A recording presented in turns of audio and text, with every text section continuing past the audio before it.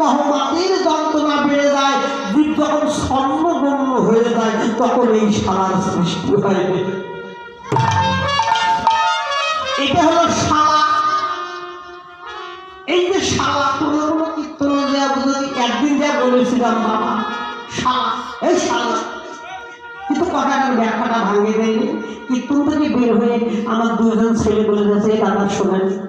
বলে কি দাদা? বলছে দাদা একটা কথা বলি। কীর্তন খুব সুন্দর বললেন, কিন্তু আচ্ছা এই যে ভাষাটা কেন বললেন শালা?